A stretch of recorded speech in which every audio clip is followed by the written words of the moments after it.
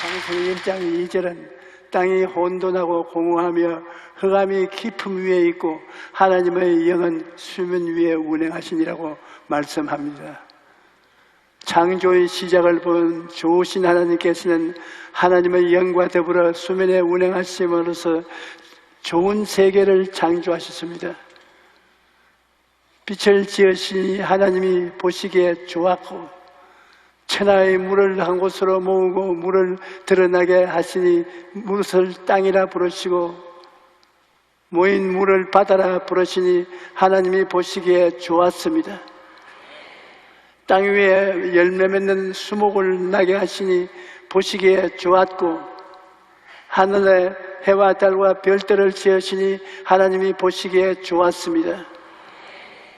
또 하늘에 나는 새들과 물속에 사는 어류와 땅의 짐승들을 종류대로 만드시니 하나님이 보시기에 좋았습니다. 그리고 맨 나중에 하나님의 형상과 모양대로 사람을 지으시고 하나님께서 만드신 그 모든 것을 다스리도록 하셨습니다. 창세기 1장 31절은 하나님이 지으신 그 모든 것을 보시니 보기에 심히 좋았다고 말씀합니다. 이와 같이 하나님께서는 모든 것을 좋게 지으셨던 것입니다. 아담과 하와도 하나님의 형상과 모양대로 지음을 받았기 때문에 죄를 짓기 전에는 피조물 중에서 가장 뛰어난 존재였습니다. 그들은 상황도 없고 해함도 없고 각종 실과가 가득한 에덴 동산에 살면서 하나님을 바라보고 하나님과 함께 손을 잡고 에덴 동산을 거닐었으며 하나님과 친밀한 교제를 나누었습니다. 그들은 하나님의 영광으로 옷 입고 있었기 때문에 인간적인 옷을 입지 않아도 부끄럽지 않았고 하나님의 앞에서도 조금도 마음속에 거리낌이 없었습니다. 그런데 그처럼 좋았던 아담과 하와의 삶에 시험이 다가왔습니다. 원수 마귀가 와서 그들을 유혹하기 시작한 것입니다.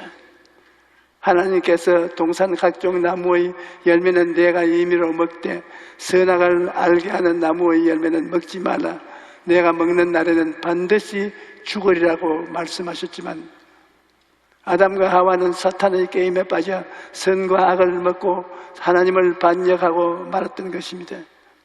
그 결과 하나님께 지으신 아름답고 풍요로운 땅은 저주를 받아 가시와 은거키를 내게 되었고 하나님의 형상을 따라 존귀하게 지음을 받은 인간도 평생에 수고하고 무거운 짐을 지고 살아가게 된 것입니다. 그뿐 아니라 인간은 영과 혼과 육체로 만들어졌는데 아담과 하와가 하나님을 반역함으로 영이 죽어버렸습니다. 그래서 영과 혼이 육이 다 죽음의 세력에 다스림을 받게 된 것입니다. 그런데 아담과 하와는 하나님께 범죄한 후에 어디에 있었습니까? 하나님께서 아담아 내가 어디에 있느냐고 말씀하실 때 그들은 나무 사이에 숨어 있었습니다. 하나님의 명령을 어기고 선악과를 먹자 하나님의 영광이 그들을 떠났고 그들은 벌거벗은 자신들 모습을 발견하고 수치심과 공포가 그 마음을 꽉 들어차서 하나님 앞에 설 수가 없었던 것입니다. 그리고 하나님께서 예비해 주신 아름다운 처소를 상실하고 죄악의 그늘, 질병과 가난과 저주의 그늘, 죽음과 멸망의 그늘에 숨을 수밖에 없었던 것입니다. 그런데 성경을 보면 좋으신 하나님은 아담과 하와를 포기하지 않으셨습니다. 하나님께서 아담에게 내가 어디 있느냐라고 말씀하신 것은 아담을 하여금 자기가 처한 상황을 깨닫고 회개함으로 하나님께 돌아오도록 하기 위한 것입니다. 아담과 하와는 무화과 나무 잎으로 치마를 만들어 자신들의 수치를 가려주고 했지만 해가 비치자 곧 말라버렸습니다. 이것은 인간의 힘으로는 결코 죄와 허물을 가릴 수가 없는 것을 보여줍니다. 오늘날 사람들은 윤리와 도덕이라는 나무 잎으로 치마를 만들어 벌거벗은 수치를 가려주고 하지만 그런 방법은 아무 소용이 없습니다. 인간의 수단과 방법으로는 죄로 인한 수치를 가릴 수가 없는 것입니다. 그래서 하나님께서는 아담과 하와를 위해 짐승을 죽이고 그 가죽을 벗겨 옷을 만들어 그들의 수치를 덮어주신 것입니다. 여러분, 수치와 허물을 덮어주는 것은 사랑의 표현일 뿐입니다. 하나님께서는 우리를 사랑하심으로 우리의 죄와 허물을 덮어주시는 것입니다.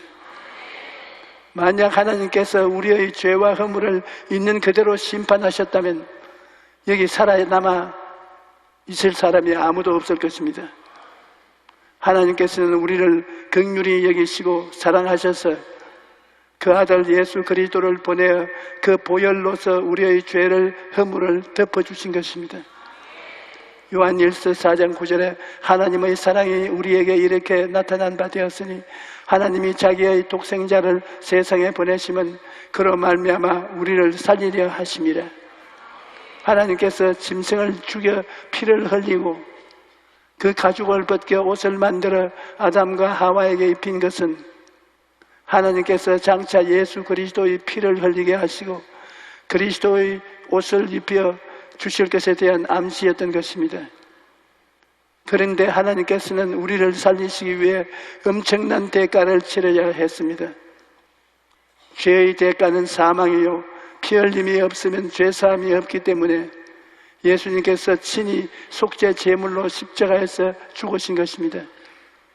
요한복음 1장 29절에 이튿날에 요한이 예수께서 자기에게 나오시는 것을 보고 이르되 보라 세상 죄를 지고 가는 하나님의 어린 양이로다라고 말씀합니다. 요한 1서 2장 2절에는 그는 우리 죄를 위한 화목 제물이니 우리만 위할 뿐 아니요 온 세상의 죄를 위하심이라고 말씀합니다. 예수님께서는 세상 죄를 지고 가는 하나님의 어린 양으로서 온 세상을 위한 화목 제물이 되셨던 것입니다. 죄로 말미암아 인간의 영혼, 육이 다 죽음의 세력에 다스림을 받게 되었는데 생명의 주이신 예수님께서 오시면 영과 혼과 육이 다 살아나는 것입니다. 그래서 영혼이 잘됨같이 범사에 잘되고 강건하게 되는 것입니다. 여러분, 주님께서 오시면 죄와 허물로 죽었던 우리를 살리신 것입니다.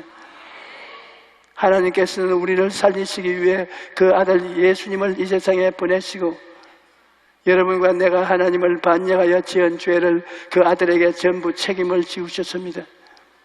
그리고 예수님께서는 갈보리 십자가에서 올라가셔서 인류를 대표한 제물이 되어 하나님께 심판을 받았던 것입니다. 그러므로 우리가 예수님을 구주로 믿을 때 우리의 속사람이 아버지께로부터 새로 태어나게 되는 것입니다. 그래서 아버지로부터 태어났기 때문에 그때부터 시작해서 하나님을 향해서 아버지라고 부르게 되는 것입니다. 그리고 하나님 아버지께 기도하게 되고 하나님과 대화가 이루어지는 것입니다. 또 찬송을 부르게 되고 기도를 하게 되고 감사를 하게 되고 하나님 말씀을 들을 때 깨달아지는 것입니다. 전에는 도저히 알 수 없었던 새로운 세계가 우리에게 열린 것입니다. 과거에는 눈으로 보고 귀로 듣고 코로 냄새 맡고 입으로 맛보고 손으로 만져보는 3차원의 물질적인 세계밖에 몰랐는데 이제 우리가 물질 세계를 초월해서 눈에 안 보이고 귀에 안 들리고 손으로 만져볼 수 없지만 우리 속사람이 누리는 성령 안에서 하늘의 신령한 세계를 알게 되는 것입니다. 이것은 죄와 허물로 죽었던 우리의 영이 살아났기 때문인 거예요. 이제 영적인 눈이 열리고 영적인 귀가 열리고 영적인 이해력이 열려서 신령한 세계를 깨닫게 되는 것입니다. 영적으로 죽은 우리가 예수 그리스도 말미암아 모두 살아나서 오늘날 하나님의 자녀가 되었으니 이 얼마나 놀라운 일입니까? 이것이 바로 예수님께서 죄와 허물로 죽은 영혼을 살리시는 역사인 것입니다. 또 주님께서 우리를 죽은 자 가운데서 살리신 것은 우리의 아집을 죽이고 믿음과 순종으로 살리신 것입니다. 우리는 오랫동안 하나님 없이 살았기 때문에 우리가 예수님을 믿고 난 다음에도 우리 혼은 아주 고집이 셉니다. 우리 안에서 고집이 꽉 들어차 있어서 하나님과 동행할 수가 없습니다. 예수님을 믿은 후에도 자기 고집대로 생각하고 말하고 행동하기 때문에 하나님께서 동행하실 수가 없는 것입니다. 이러므로 우리가 예수님을 믿고 주 안에 들어오면 하나님께서는 우리의 아집을 죽이고 난 다음에 믿음과 순종의 사람으로 부활시키는 것입니다. 예수님을 믿었는데 왜 나에게 고통과 시험이 다가옵니까?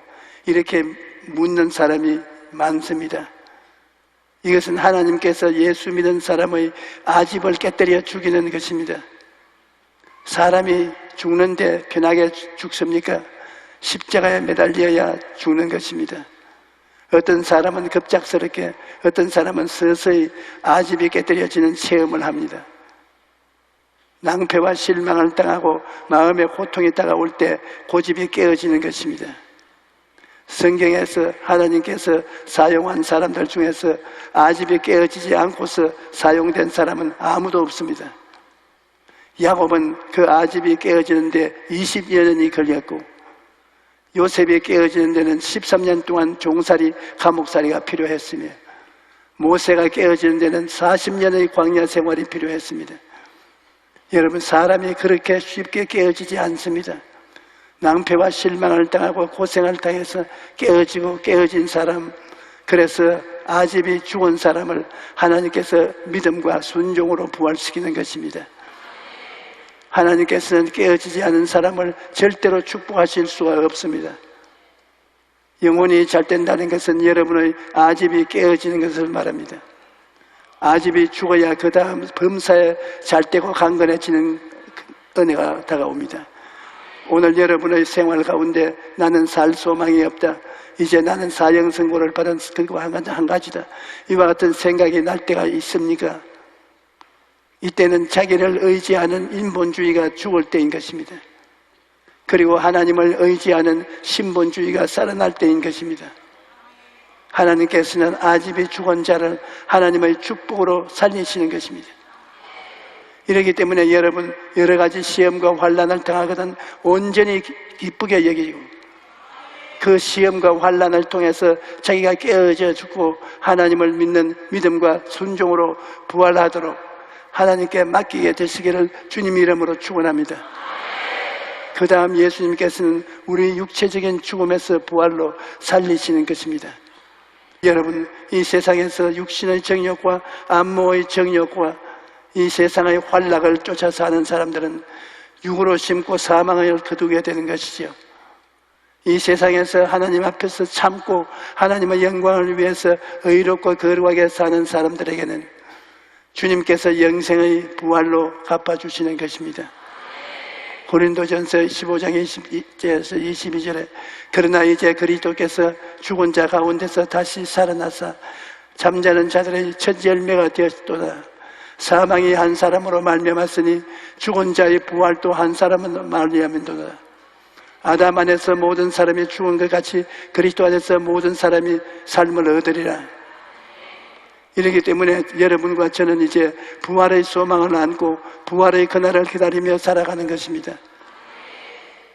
여기에 계신 여러분 모두 예수님을 믿고 성령으로 거듭났기 때문에 이제 새 사람이 되었다는 것을 분명히 알아야 합니다. 새 사람은 영혼이 잘됨같이 범사에 잘되고 강건한 삶을 살아갈 수 있습니다. 하나님께서 예수 그리스도를 통해 우리의 죄와 허물을 용서하시고 죽었던 우리의 영을 살리셔서 우리 영혼이 잘되게 하십니다. 또 우리의 아집을 깨뜨리고 우리 속에 참된 믿음과 순종을 부활시켜서 범사에 잘되게 하시는 것입니다. 그 다음 모든 병을 치료하시고 강건케 하실 뿐 아니라 주 안에서 죽은 자를 재림의 날에 신령한 몸으로 다시 살리셔서 새하늘과 새 땅에서 영원한 함께 살게 만들어 주시는 것입니다. 그러한 여러분을 향해 하나님께서 내가 어디 있느냐 하고 물으시면 이와 같이 대담한 신앙 고백을 하십시오. 하나님, 저는 예수님 안에 있습니다. 저는 용서받은 여인입니다. 저는 치료받은 사람입니다.